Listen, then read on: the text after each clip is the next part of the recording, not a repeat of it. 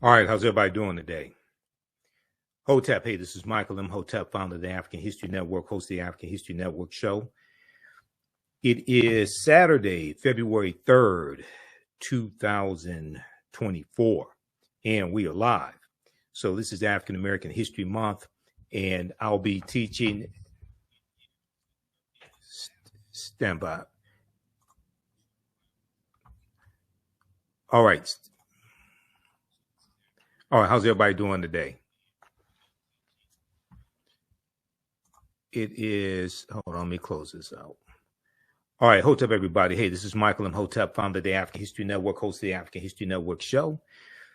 It is Saturday, February 3rd, 2024, and we are live. So this is African American History Month, and I'll be teaching a online history class, our new 10-week online history class. I'll be teaching that in a few minutes as soon as we finish this broadcast. But I wanted to come on and talk about this topic here. And this is actually something that we discuss in the class. So a lot of people have heard that actor Denzel Washington is going to portray Carthaginian General Hannibal Barca in a new movie that's going to be on Netflix. Okay. And it is directed by Antoine Fuqua. Okay. Antoine Fuqua. Now we remember Denzel Washington and Antoine Fuqua teamed up for Training Day, okay? And Antoine Fuqua is an excellent director. Well, this the announcement of this film on Netflix has drawn criticism in Tunisia, which is North Africa, because you have North Africans saying that Hannibal Barca, the Carthaginian general, was not Black African. And we know that Denzel Washington is African American.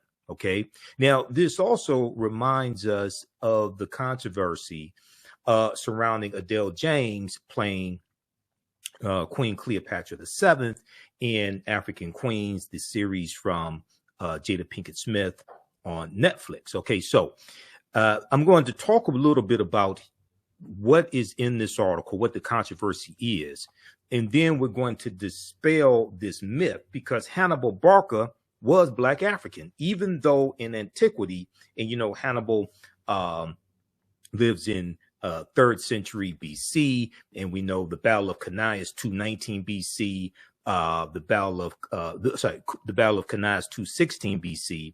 When he crossed the Alps with the elephants is 219 BC, and we know he's defeated at the Battle of Zama in 202 BC. Okay, however, he was Carthaginian, and the Carthaginians were descendants of the Phoenicians. Okay, so let me deal with this succinctly here, and I'll give you some information about our online class. Visit our website, AfricanHistoryNetwork.com, AfricanHistoryNetwork.com, because our online class starts today. Ancient Kemet, the Moors, and the Ma'afa, understanding the transatlantic slave trade, what they didn't teach you in school. All right, so Denzel Washington, and let me close out some of these ads here. Denzel Washington being cast in Antoine Fuqua's upcoming Netflix movie as ancient Carthaginian General Hannibal Barca, is sparking some controversy in Tunisia, the home country of the great military commander. Okay, now it was Carthage at the time. Okay, that area was Carthage. According to French newspaper Courrier International, there are complaints about depicting the Carthaginian general as Black African.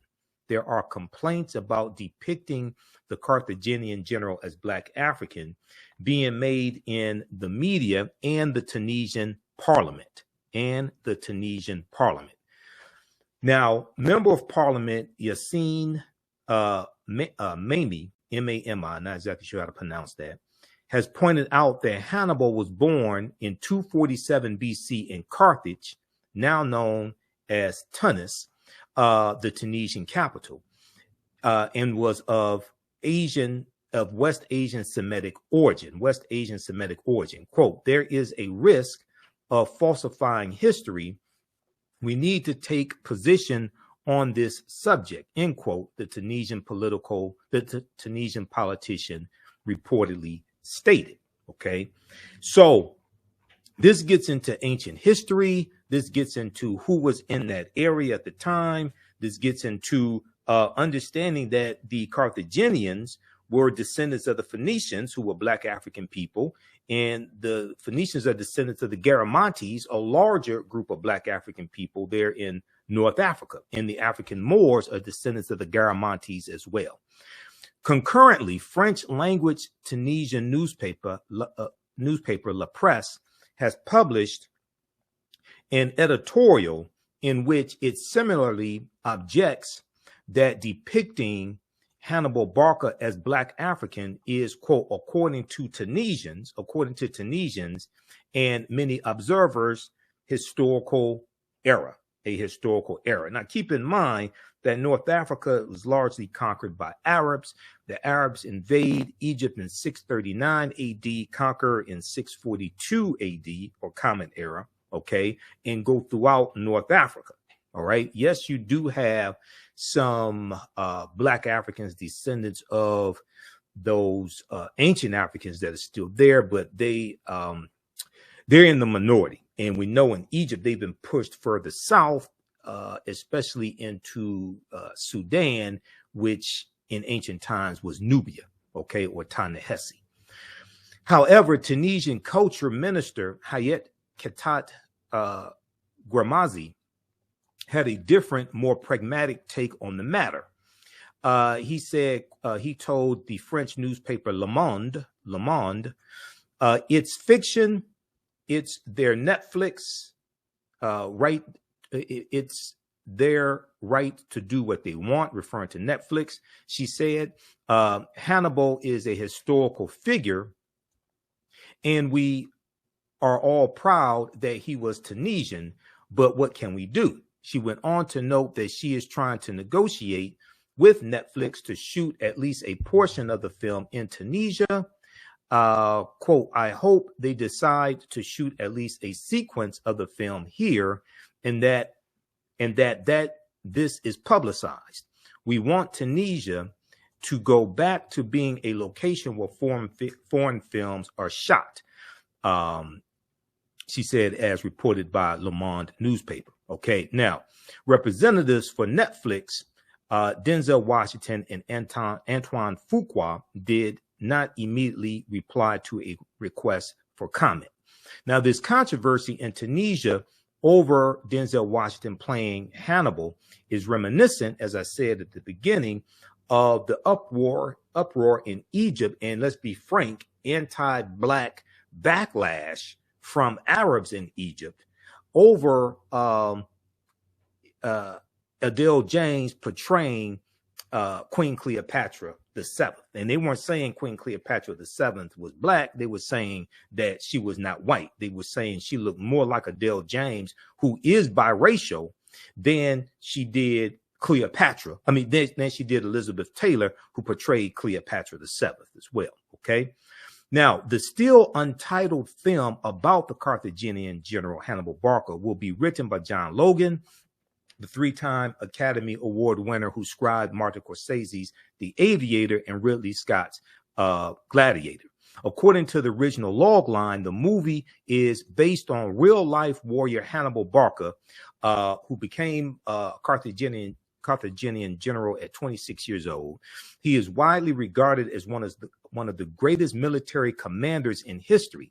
The film covers the pivotal battles he led against the Roman Republic during the Second Punic War. And we deal with the Punic Wars in my online class, online history class also. And we also talk about the Battle of Cannae 216 BC, when Hannibal has an army of 50,000 people made up of largely of barbarians who defeat the Roman army, and Rome has about 80,000 soldiers. Okay, that's the Battle of Cannae 216 BC.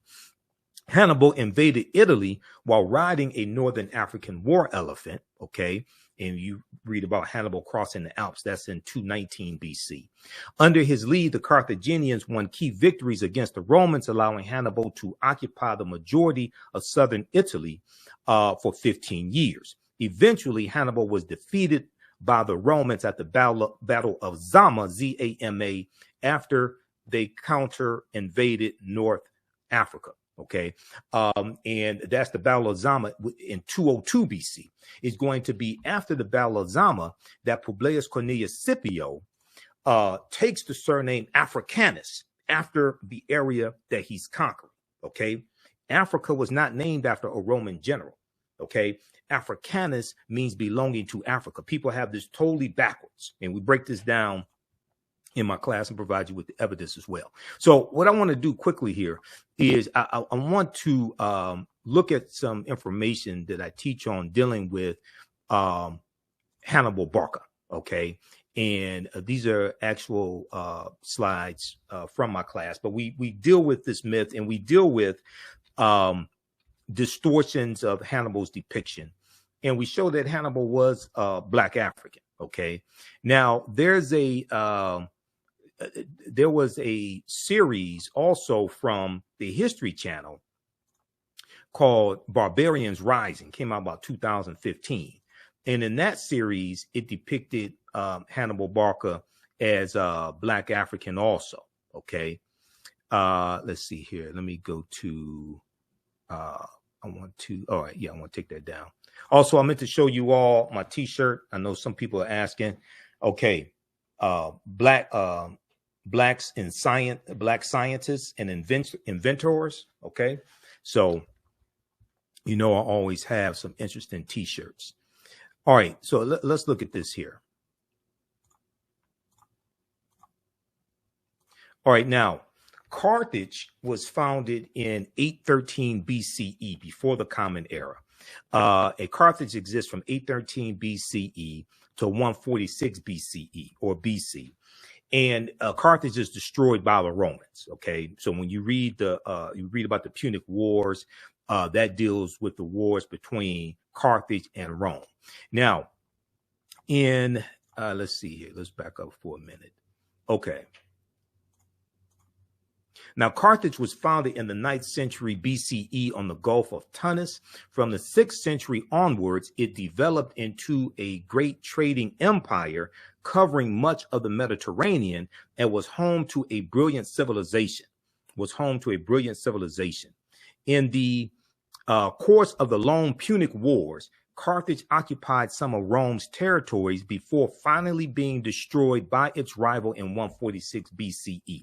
If you watch the fantastic documentary about Dr. John Henrik Clarke, a great Grandmaster Scholar Warrior, Dr. John Henrik Clarke, he talks about Hannibal Barca. He talks about the Romans, okay, the Carthaginians as well, okay.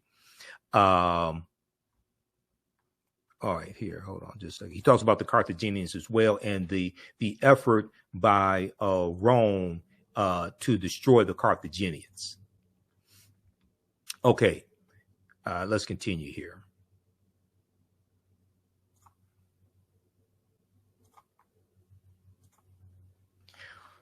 All right, now in his book, World's Great Men of Color, Volume 1, history scholar Joel Augustus Rogers, J.A. Rogers, asserts the Carthaginians were descendants of the Phoenicians, a Negroid people, and that, in fact, until the rise of the doctrine of white superiority, Hannibal Barca was traditionally known as a black man.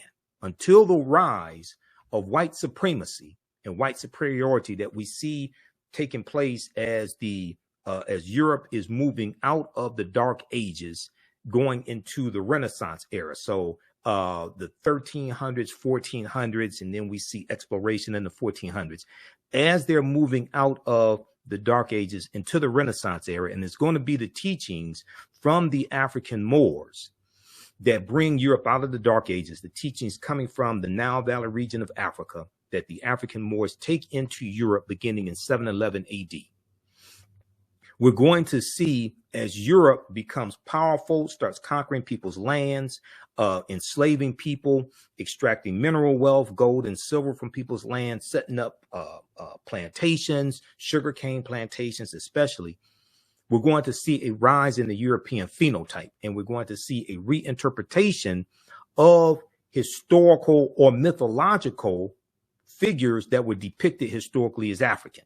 Okay, so Michelangelo paints the Sistine Chapel and uses his aunt and uncle as the images of Adam and Eve and paints God as white. We see Hannibal Barca reinterpreted as European. We see Zeus, who was the king of the gods, and in the mythology, in Greek mythology, it tells you Zeus came from Ethiopia. These were black Africans, but Zeus gets reinterpreted as European. Okay, we see Hercules, who was black. Okay, coming from Greek mythology, Hercules reinterpreted as European. We see the Black Madonna in Child. Okay, who comes from Osset. Okay, Isis. We see her get reinterpreted as European. Okay, so as we have a rise in the dominance of the European phenotype, and as Europeans come into power, as Europe moves from the Dark Ages into the Renaissance era, we see a rise in the European phenotype. And we're still suffering from the side effects of that rise of the European phenotype today. This is why, as African people around the world, including African Americans, we have to take our minds back. We have to take our minds back.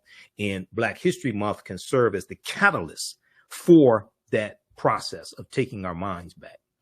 Black History Month created by in 1926 by Dr. Carthage Woodson, who co-founded the Association for the Study of Negro Life and History, September 9th, 1915 in Chicago, Illinois. Now, today, many encyclopedias classify the Carthaginians as whites or Semites. Okay? Today, many encyclopedias classify the Carthaginians as whites or Semites. But ancient Greek and Roman eyewitness accounts paint a different picture. The indigenous people of Carthage were called the Afeers. The indigenous people of Carthage were called the Afeers, A-F-E-R-S. Ancient Roman poet Virgil, in his poem Mortem, M-O-R-E-T-U-M, speaks of a woman from the Afeer or Afar, A-F-A-R, also known as the Afra race, A-F-R-A. He says of this woman, Virgil says of this woman, and all her figure proves her native land. Her hair was curly, thick her lips, and dark her color.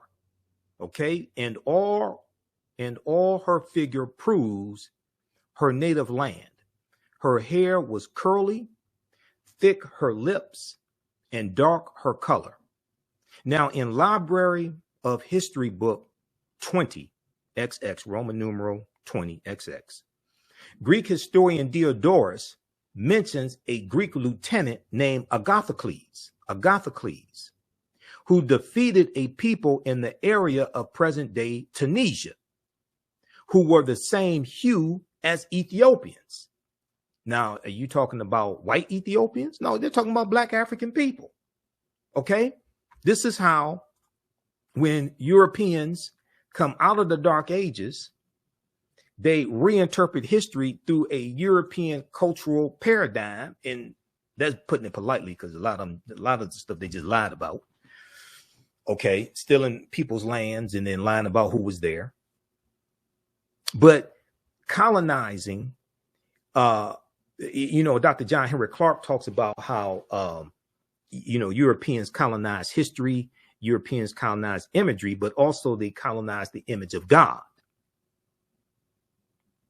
And when you study, when the Moors go in 711 AD, the Black Madonna and Child, the statues, the figure, the worship of the Black Madonna and Child is all throughout Europe. The European country, according to Runoko Rashidi, in the book Black Star: The African Presence in Early Europe, this book right here, and this is one of the books we use in the class. France probably has the most depictions of the Black Madonna and Child, with approximately 300. Okay, France has approximately 300. That's page 51 of Black Star, the African presence in early Europe. And if we look here quickly, you see on pages 90 and 91, you see depictions, statues, paintings of the Black Madonna and Child that are still in Europe today. Okay? But they've got us worshiping Europeans when Europeans used to worship African people. I'll be damned. Now, this is the type of information that needs to be incorporated into every Black History Month celebration, especially in the churches. This is probably why I don't get asked to speak at a lot of Black History Month celebrations, because I don't do okie-doke slave Black History Month celebration speeches, and I don't teach history to make white people feel comfortable with the oppression of African people. I don't do that. Now, I don't teach it with the intent of making white people feel guilty either. I just deal with the history. But we don't do no Negro We Shall Overcome Black History Month celebrations. That's disrespectful to Dr. Carter G. Woodson and the Association for the Study of Negro Life and History. We don't do stuff like that. Okay. All right. Now, okay, let's continue, because I got to teach this class. Now, if you like this type of information, how's everybody doing? I'm Michael Imhotep, founder of the African History Network, host of the African History Network show. You see me on Roland Martin Unfiltered every Friday. You see some of my broadcasts. You see my reels on Instagram and all that, okay? We have the introduction to our class starting up here in a few minutes at my online school. You can register for that. Visit our website, AfricanHistoryNetwork.com. AfricanHistoryNetwork.com, and we also have the information right here in the thread of the broadcast. Ancient Kemet, the Moors, and the Ma'afa, understanding the transatlantic slave trade, what they didn't teach you in school. Okay, this is a new 10-week online history course that I teach. We're going to do an introduction today, as soon as I finish here. And we deal with thousands of years of history and what leads up to the transatlantic slave trade taking place. Okay, and this is over 200 slides that I put together. We have 80 to 100 articles that we reference. We have excerpts of interviews that I've done with many of our scholars over the years also that hits on different aspects of this history. Okay. We do the sessions live. All the sessions are archived and recorded. You can go back and watch it anytime. Okay. And just at our website, just click here, register here. In the class, I'll go over the lesson plan, because I have a lesson plan laid out for all 10 classes. And we'll send you the lesson plan in so you can download it also. I'm trying to get the link straight on the website so you can actually look at the lesson plan there. But this is my life's work. I started teaching this class in 2007. It's taken 7 years to get the class, really develop it to where it is today. 80 to 100 articles, 15 books that we reference. You don't have to buy any of these books to follow along in class. Class is on sale $80, regularly $130. And we do the sessions live. All the sessions are archived and recorded. So even after the course is over with, you can go back and watch the entire course. Okay. So you don't lose access to it. I don't want to do that. I want you to be able to 2-3 years from now, be able to still access this class. And this is at our online school. Okay. All right. Now, let's continue here. The eyewitness accounts are corroborated by eyewitness accounts of the Ethiopians, Tunisians having the same hue, complexion as Ethiopians, Black Africans. The eyewitness accounts are corroborated by physical anthropology. L. Berthelon and E. Chantre, both well-noted French anthropologists, documented their examination of skeletons throughout North Africa in all periods. They noted that the remains of both upper and lower class individuals of ancient North Africa were representative of the Negroid race. They're saying these were Black Africans. Okay. These weren't brown Caucasians. Okay. These weren't light-skinned Arabs. These weren't dark-skinned Europeans. These were Black African people. And there's a huge effort and a continuing effort to distort this history so you can reduce African people to just slavery and being conquered. They don't want to show, and even in media, in the movies, they do not want to show African people ruling the world. Why? Because whatever's disseminated becomes imitated. That's why Megan Thee Stallion is promoted to us. That's why Lil Wayne is promoted to us. That's why Sexy Red is promoted to us. That's why ignorance is promoted to us. Whatever is disseminated becomes imitated. Okay?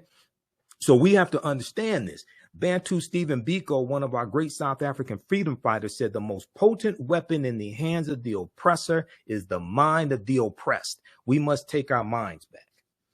All right, now, okay, let's continue here. How you all like this type of information? Give us a thumbs up, give us a heart, give us a like on this broadcast.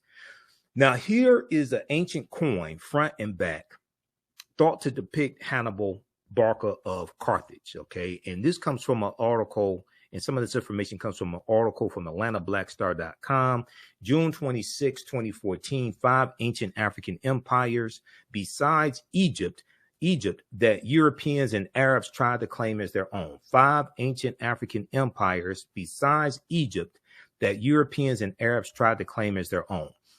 Okay, now, so the fight continues. We go from Denzel Washington going to portray Hannibal Barca, the Carthaginian general, in a new movie on Netflix from director Antoine Fuqua.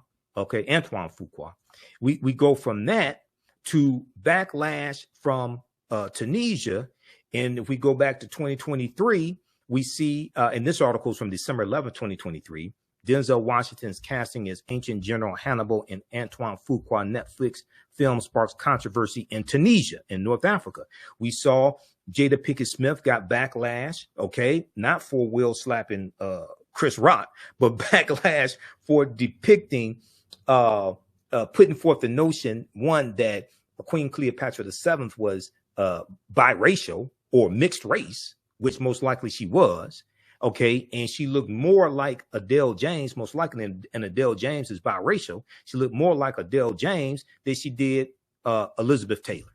Okay, and we've done extensive broadcasts dealing with the series from Jada Pinkett Smith here on the African History Network. Okay, so check out the interview I did with Dr. Malefe Kete Asante, Anthony Browder, as well as the interview that I did with Dr. Charles Finch. Okay, all right, now, this is Pinnock,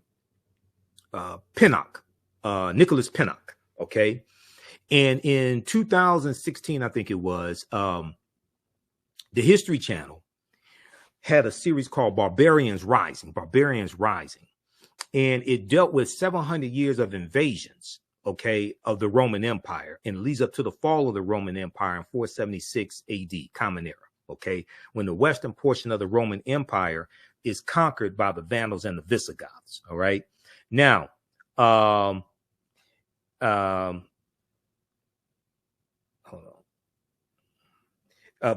Conquered by the Vandals and the Visigoths. Okay. So the first installment dealt with Hannibal Barca, and they talk about the Battle of Cannae in 216 BC, and Black British actor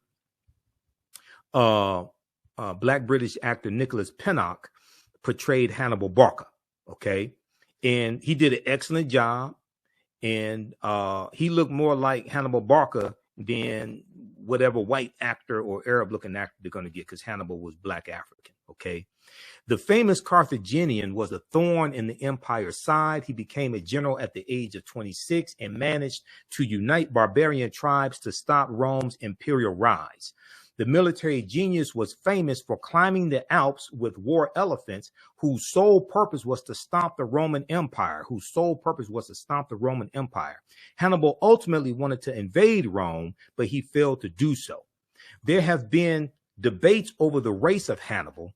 This debate still continues to this day. So there was a good article from AtlantaBlackStar.com called History Channel Portrays Hannibal as Black. White people cry foul over quote unquote historical revisionism. This article is from June 7th, 2016. Okay. And in 219 BC, Hannibal of Carthage led an attack on Saguntum, an independent city allied with Rome, which sparked the outbreak of the Second Punic War. Okay. Hannibal then marched his massive army across the Pyrenees and Alps into central Italy in what would be remembered as one of the most famous campaigns in history. After a string of victories, the most notable coming at Cannae in 216 BC. This is the Roman army loses about 50,000 soldiers at the Battle of Cannae in 216 BC. It's looked at as one of the greatest military victories in history. So there's a concerted effort, right? To see they don't have a problem. White Hollywood, the white power structure. They don't have a problem with trying to rewrite the history of black buffoonery and have Europeans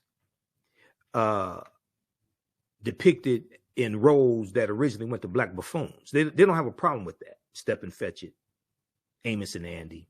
Even though Amos and Andy, when there was a radio show, was created by two Jewish men, Freeman Gosden and Charles Correll, two white men, Freeman Gosden and Charles Correll.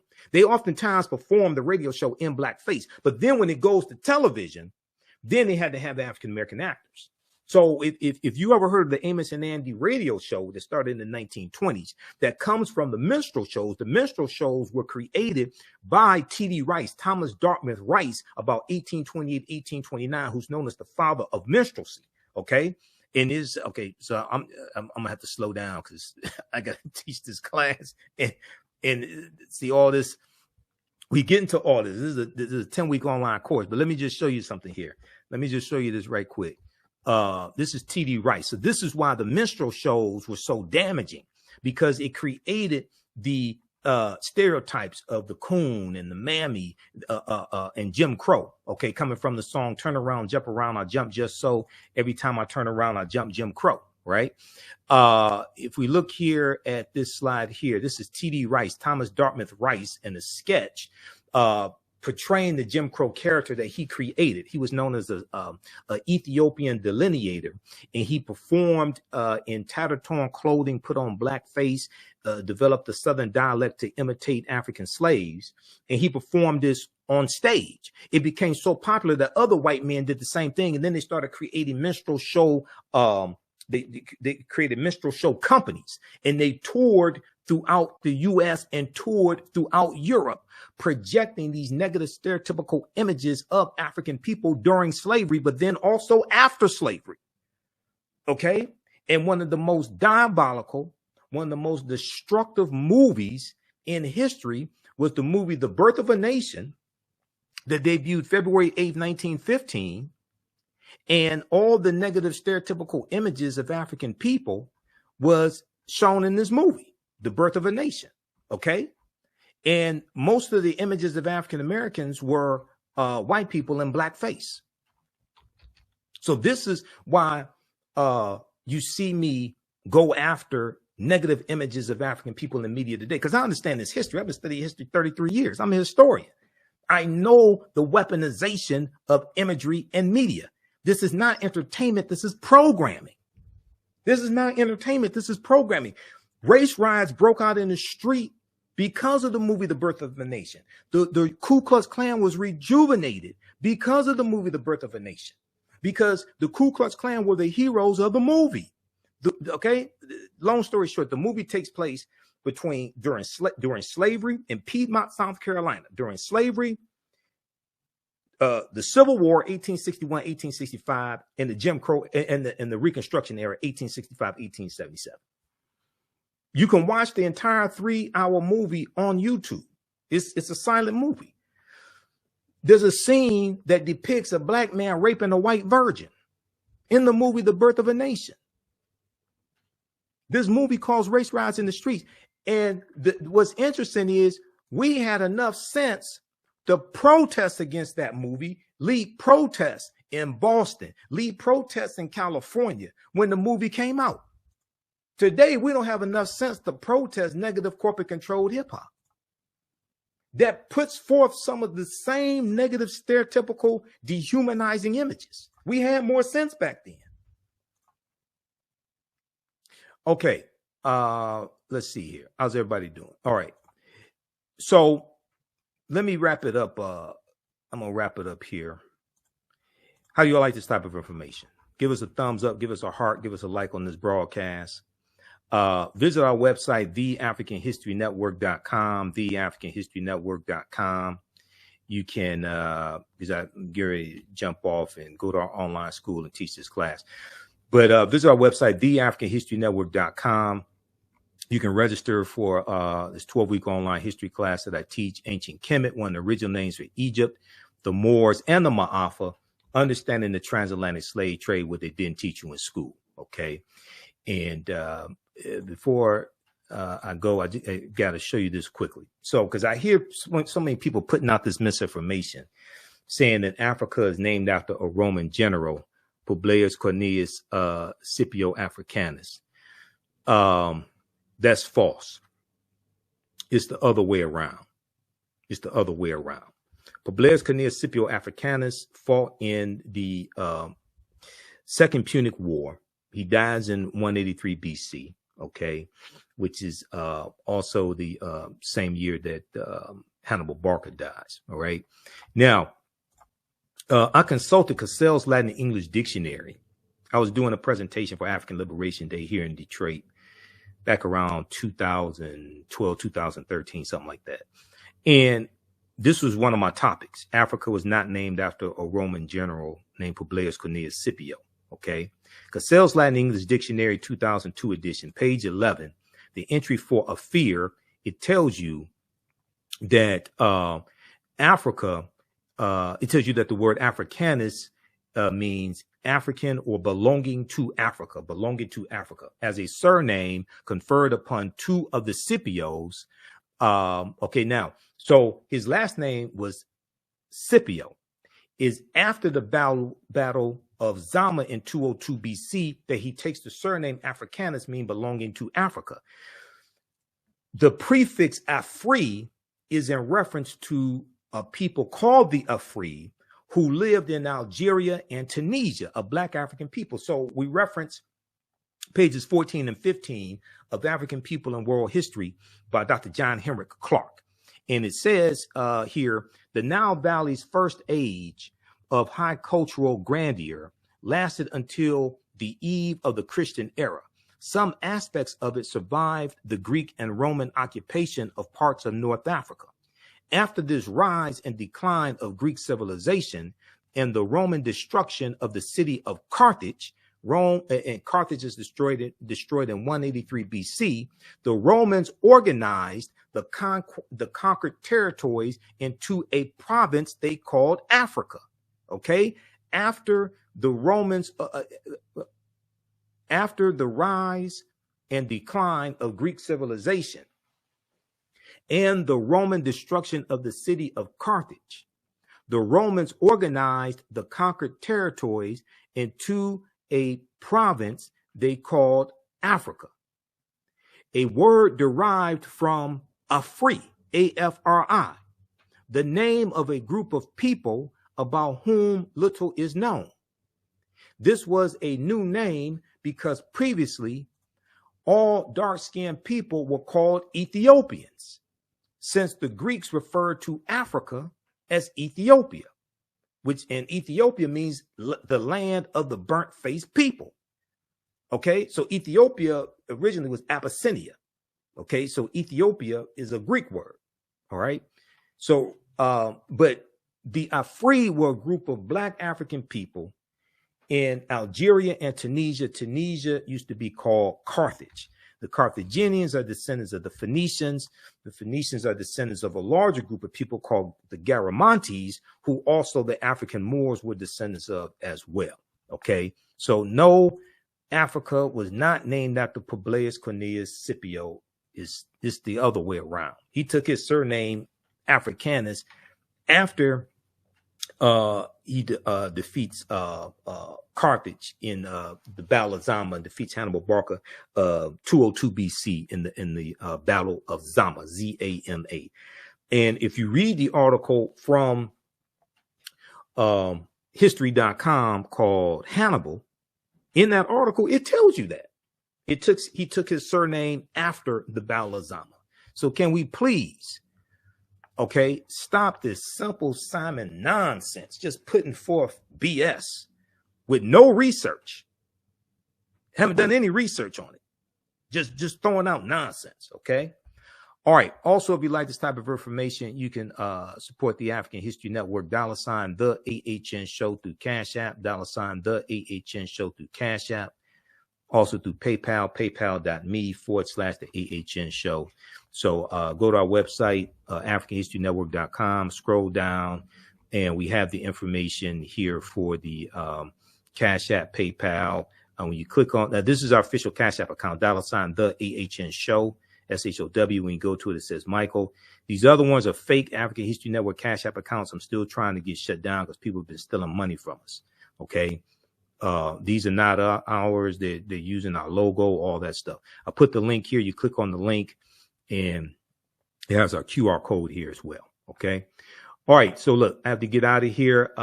We have the link for the class here in the thread of the broadcast. Also, register for the full class. That helps us keep doing the research, stay on the air, keep broadcasting. If you want me to do a presentation for your group or organization, please email me through the website or email me at ahnshow@theafricanhistorynetwork.com, ahnshow@theafricanhistorynetwork.com. And we can set that up either in person or virtually if you want me to do a presentation for your group or organization. Listen to the African History Network show Sundays, 9 p.m. to 11 p.m. Eastern Standard Time, right here on our social media platforms. Visit our website for more information about that. And watch me on Fridays on Roland Martin Unfiltered, as well on the Black Star Network on Facebook, YouTube, Roland Martin, Facebook, YouTube. Download the Black Star Network app. Okay. Remember, right now it's correct wrong behavior. It's not over till we win. Wakanda forever. And we'll talk